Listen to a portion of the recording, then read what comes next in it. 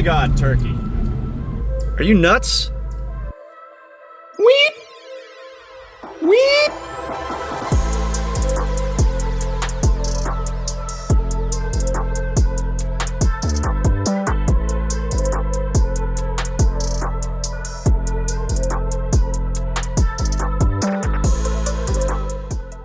We had a pretty big setback in the last video. I took the motor out to do not only some suspension upgrades, but more importantly, 32 valve seals on my new forged Cobra engine here. And unfortunately, in the process, found a cracked valve guide and also a bent valve, which required me to remove the head and get the valve and guide replaced, which of course required me to remove all the front accessories, the timing cover, balancers, headers, and everything else, which required me to buy a bunch of new parts like head bolts and gaskets and all that stuff.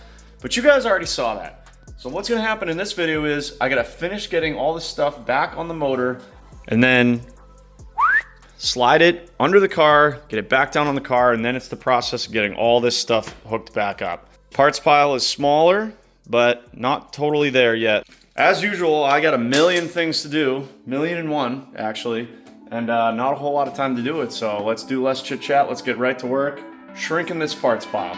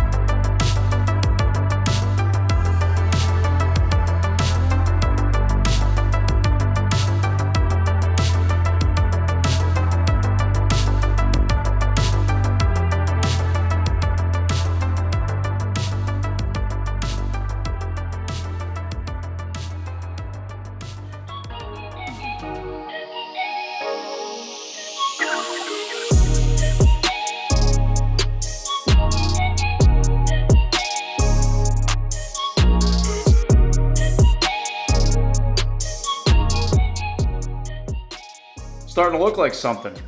Starting to look like a forged 4.6 liter 4-valve complete Terminator motor here. Got this thing basically 100% back together and ready to drop into the car. Got all of our front accessories on here, at least as many as we can get on in the car. The blower drive needs to come out or go back in once it's in the car.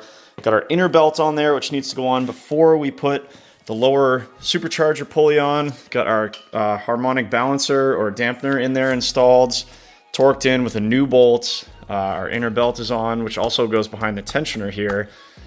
So yeah, we're ready for the AC compressor and then power steering pump down here once we get in the car. Valve cover surfaces are cleaned up. Gaskets reinstalled with RTV where it meets the heads, both sides. Plugs are in, coils are in, coil covers are in, got all of our wiring routed, all of our injectors are plugged in, sensors. Plop the whole supercharger assembly back on. If you guys remember from the first video, normally if you're doing this with factory bolts, those bolts are one-time use, but I got some awesome bolts off McMaster, so I can reuse these as many times as I want. So this is all bolted in, torque to spec, 89 inch-pounds. Get a brand new PCV valve in here. Also had to replace this little reducer section. I got a coupler from Lowe's yesterday to go from this large section to the small section. The factory one was completely crumbled and destroyed, and someone tried to like zip tie it back together. So that wasn't gonna work. So replaced all that. All of our vacuum lines are hooked up at the back of the blower. Heater core lines are ready to go. Quickly topped off the transmission fluid. Plenum is on. Throttle position sensor, idle air controls in, fuel lines are tight. We are ready to go. This is as many parts as I can put on before we slide it back under the car. All that's left here is some miscellaneous stuff. Also popped in our new Gates 180-degree thermostat, so that's ready to go in the car once we get the motor in. Got a new OEM Bosch wideband sensor here. The wideband crapped out literally as I was backing the car out to load it on the trailer to go to the dyno. This looks like it's, I don't know, probably some Chinese imitation wideband. So we're gonna put a OEM nice Bosch sensor on there while it's right here in our face, easy to do. And yeah, this thing's ready to go in. So yeah, let's shove this thing under the car, lower the car on it, bolt it up, call this thing installed, and then just keep going, getting stuff hooked up, adding fluids, and get ready to start this thing and hope that she runs excellent. Let's go.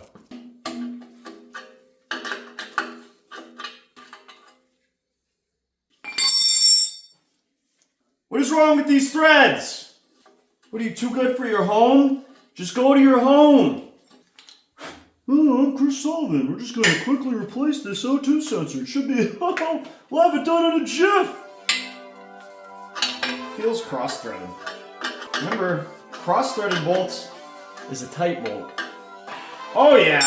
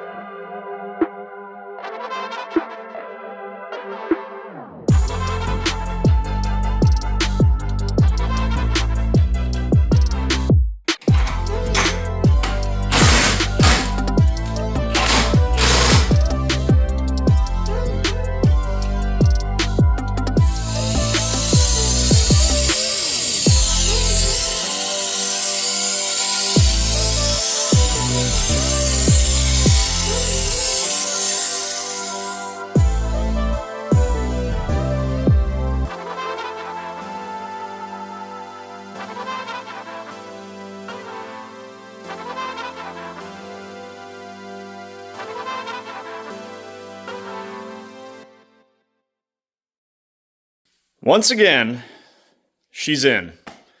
Next day here, guys, I got the motor in last night, basically got it bolted up and then called it quits. This morning, I have been focusing on getting everything hooked up. I started with flipping the AC compressor down, getting the belt on that, getting that bolted up, power steering pump, the alternator bracket, alternator, power wires that come up here. That area is very tight, so that's kind of fun and difficult to film. So that's all done. Also got all of my cooling system hooked up and vacuum filled it using my vacuum coolant filler right there. And the reason I did that kind of first was because I wanted to check for leaks, especially in areas that I won't be able to get to, like the back of the head, specifically the head cooling mod that you won't be able to get to unless you either drop the transmission or drop the motor again. So if I had a leak there, I wanted to make sure that I knew about it sooner than later so that I wouldn't have to undo everything. Thankfully, the cooling system is completely full, at least the engine side cooling system, not the supercharger system. But we didn't touch that, so it should be fine.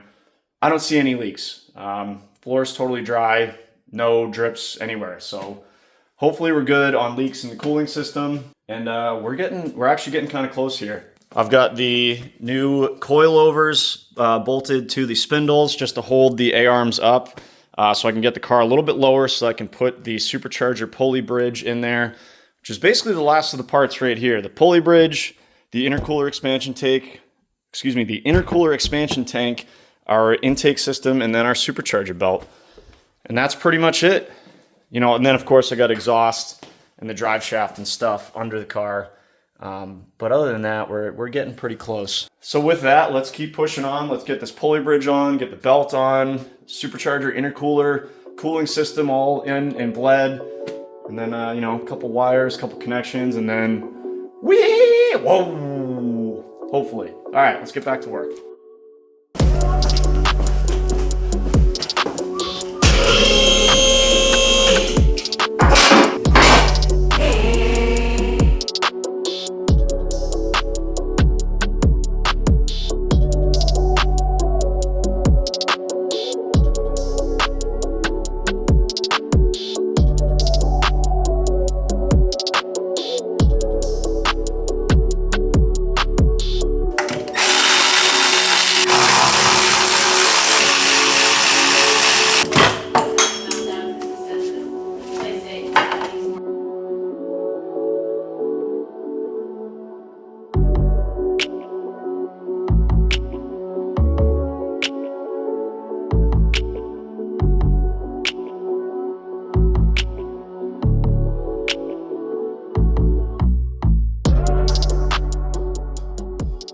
All right, I think we're good up here.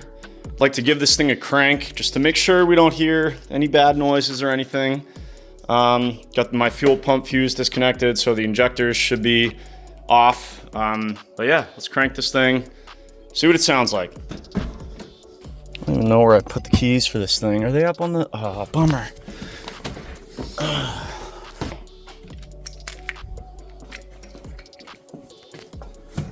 All right.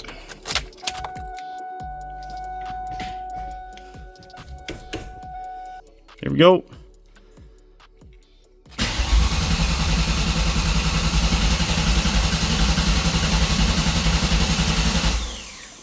All right, that sounds good to me. No valves hitting pistons.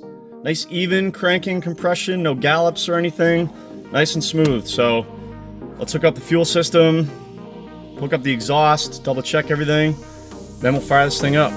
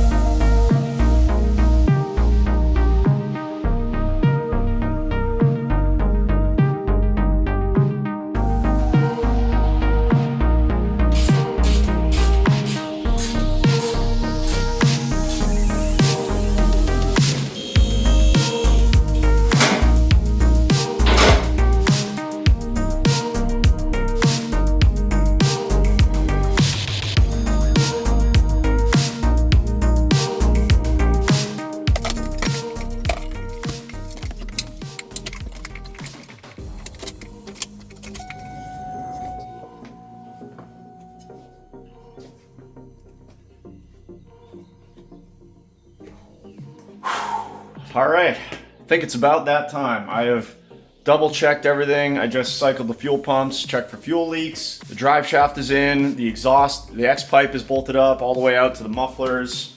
O2 sensors are plugged in, zip tied up out of the way.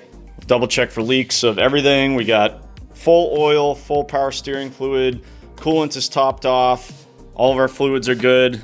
I think we are good to go up here.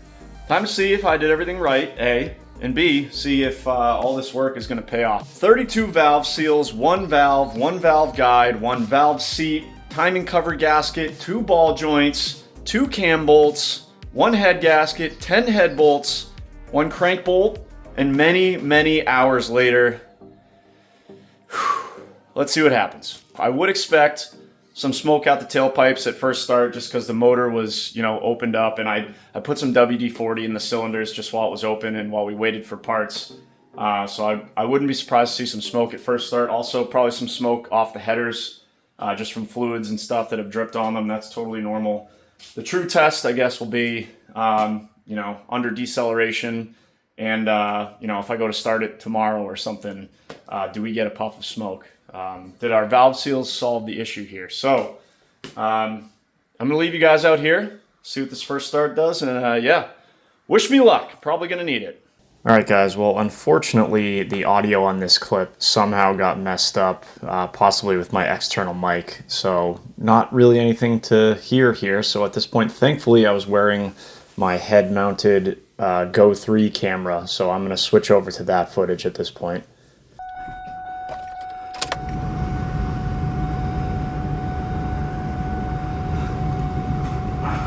Here goes.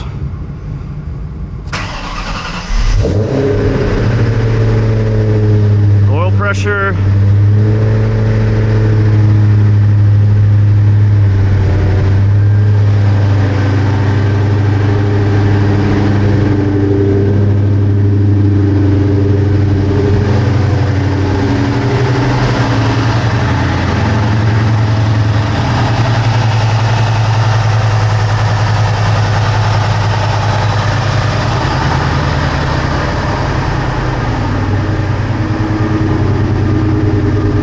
Just condensation.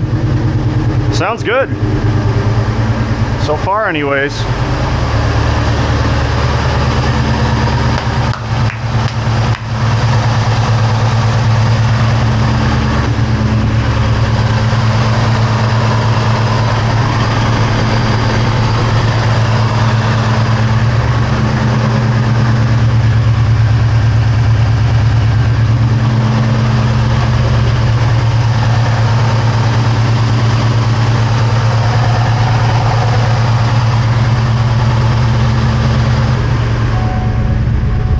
Check engine light for something.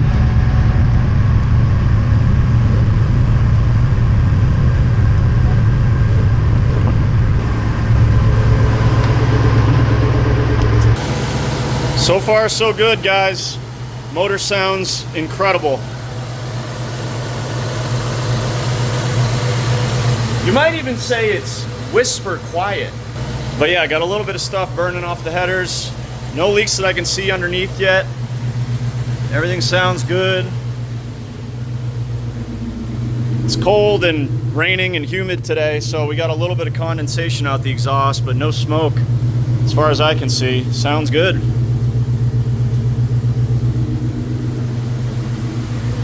Do have a check engine light. I think it was for, what do we got? P1000, which is a readiness, and P1233. I'll have to check what that is.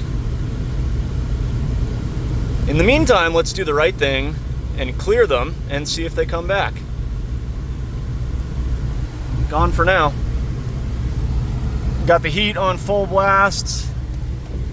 Oil pressure's great. Our wideband appears to be working again. That's good.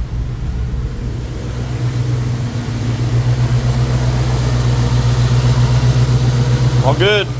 All right, guys, well, I'm gonna let this thing get up to temperature, bleed the cooling system a little bit, and then hopefully finish getting the suspension back on and maybe take this thing for a drive, but catch up with you in a bit. Still all good, coming up to temp here. Coolant temp 174. Remember, I'm pretty almost positive it was a 180 degree thermostat I put in. So that should be opening soon. That's hot. That's getting warm, so that should be opening up.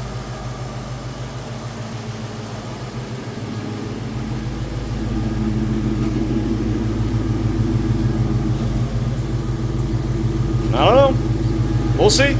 Keep you guys posted.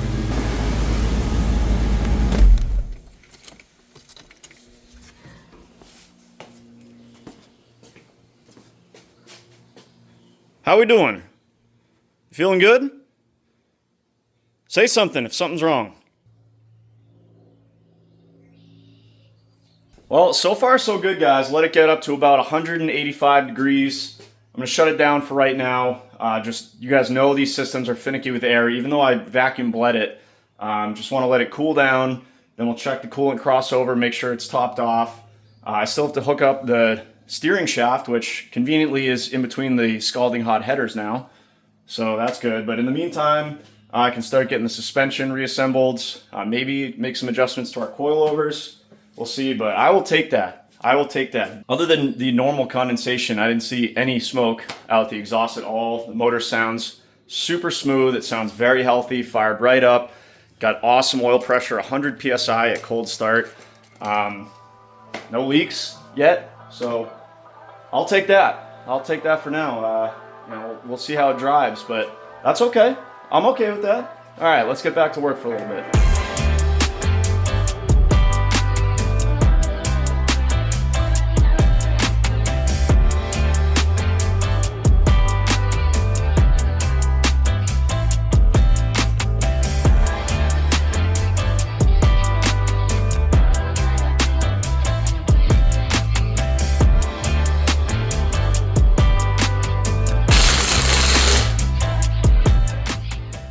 A little bit later in the day, this thing has completely cooled down.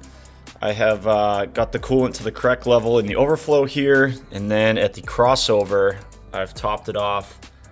So we are fully to the top there at the crossover. So hopefully there's no air bubbles left in the system. If not, no big deal. We'll kind of keep topping it off at the crossover here. But for now, I think I'm gonna fire this thing back up, get it up to temperature, maybe even take it for a drive.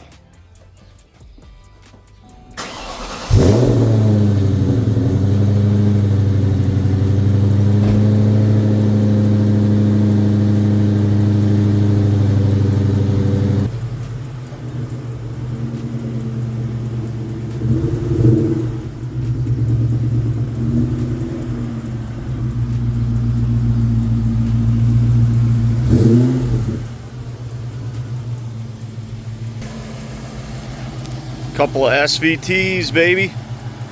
First time outside in like a month. Woo!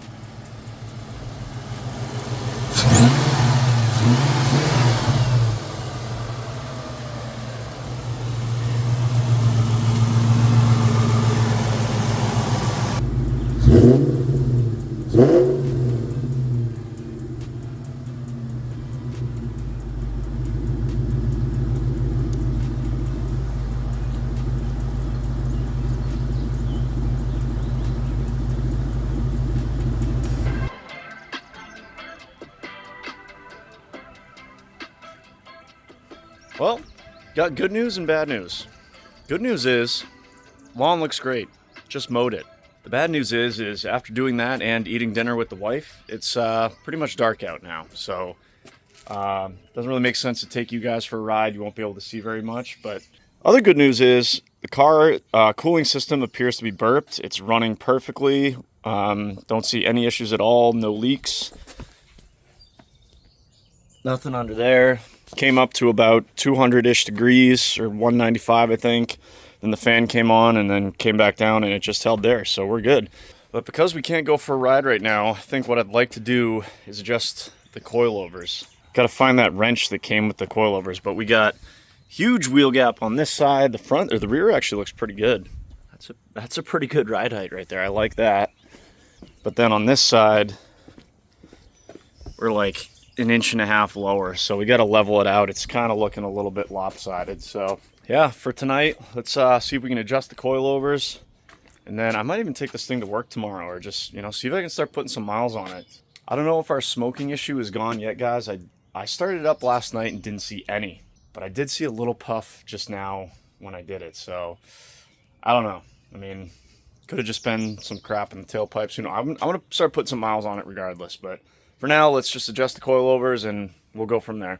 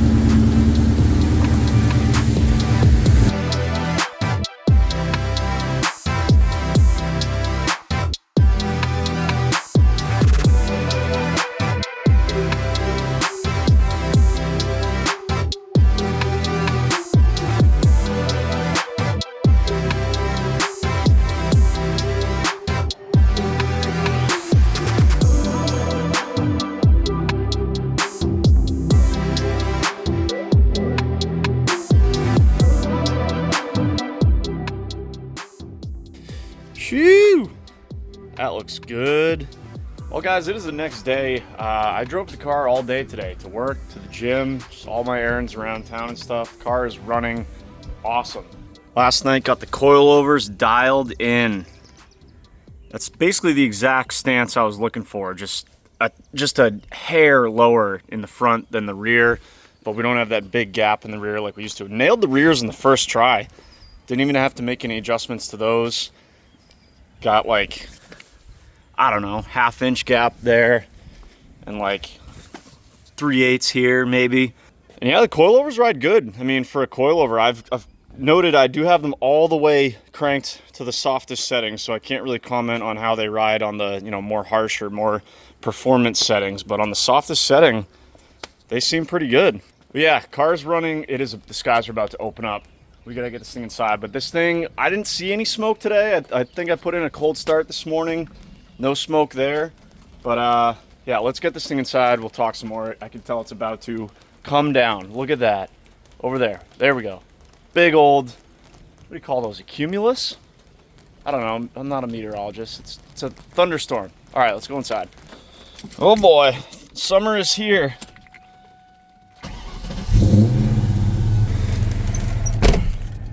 Got those thunderstorms out of nowhere.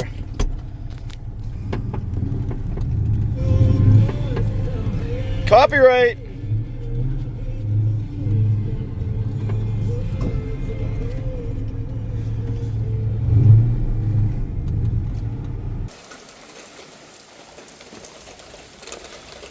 Told you.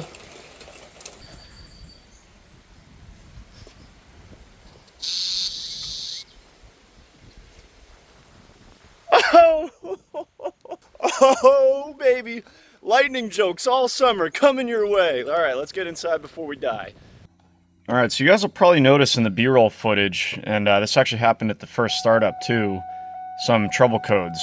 The P1000 is just a generic OBD2 readiness code, not worried about that one. These three right here, 059, 0153, and 2197, I believe, are all related to O2 sensor bank 2 sensor 1, which is basically your upstream driver side O2 sensor. So it's possible it went bad. I think at this point I'd like to jack the car up and just make sure I didn't pinch a wire or something. Just, you know, visually check to make sure it looks okay, and if it is, maybe we can swap them, see if the problem moves.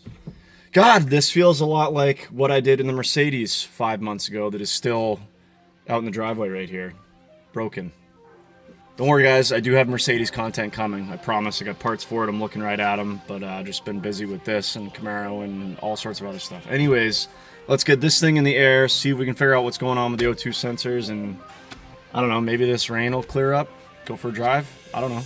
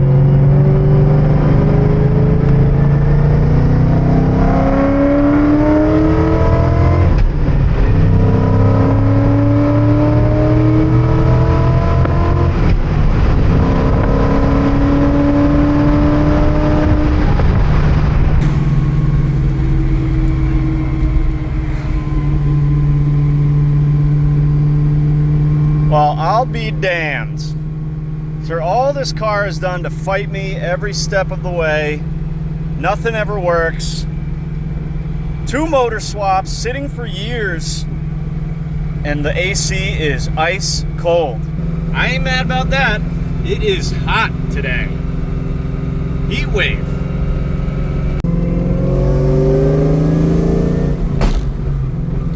Well guys, it has been a couple of days since I updated you, and nothing really too exciting. I think that's a good thing. I have put, according to the trip, 181.8 miles on this car.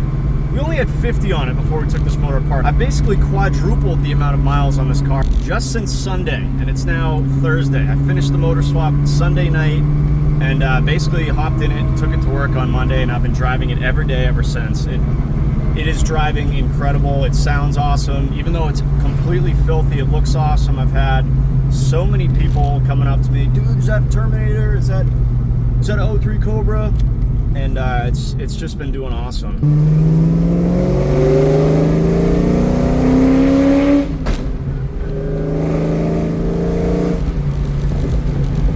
So of course the big question is, did we fix the problem?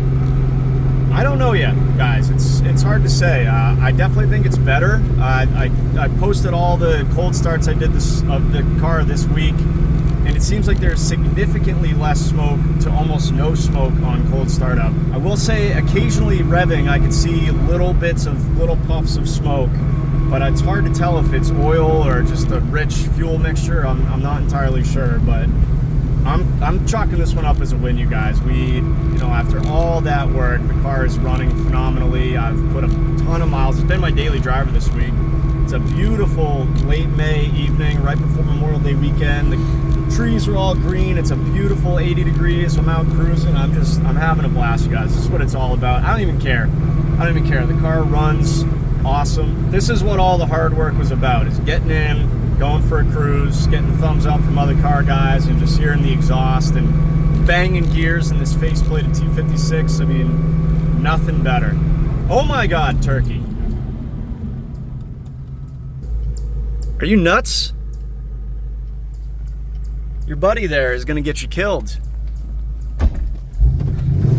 Stay out of trouble.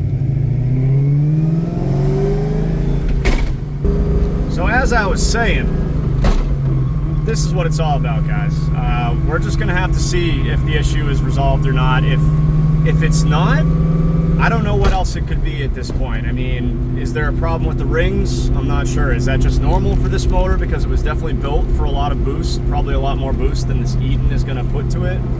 Or, maybe there was a problem with the guides. I didn't see anything other than that one that we obviously repaired, but who knows? But it seems like it's getting better. It's gotten better, and it's getting better as I drive it. The other third, unlikely, but still there, possibility is that we just got to drive this thing, guys. I mean, the motor, as of right now, 183 plus about the 50 that I put on it before. Just broke that guy's neck on the Kawasaki. What does that put us at? Like 230 miles? Some guys say you need 500 to 1,000 before a motor is like fully broken in. Others say they're pretty much broken in, within the first 10 minutes, which is probably mostly true, but I don't know. Car's running awesome. It sounds awesome. I don't see any smoke as I'm driving it, so I'm happy, guys. Also, huge shout out to Heatwave Visual for hooking me up with these new sunglasses. I mentioned in a previous video I left them on an airplane, my old Heatwave glasses. If you guys want to get your own awesome pair of Heatwaves, they got tons of styles, colors, different graphics, everything you can think of. Go to heatwavevisual.com and use code CHRIS10 for 10% off. Get yourself a pair of these beauties right here. That is going to do it for this video, you guys. This has been a long one.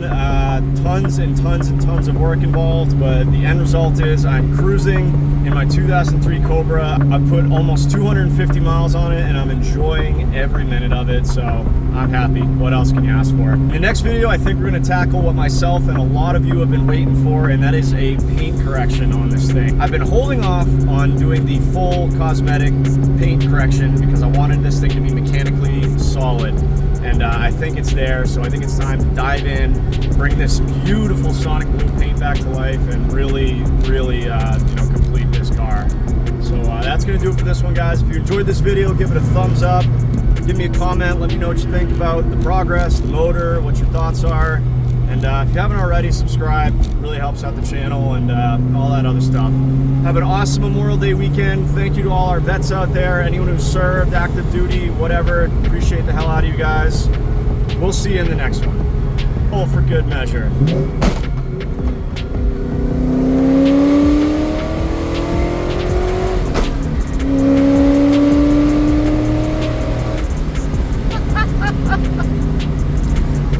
Oh my God.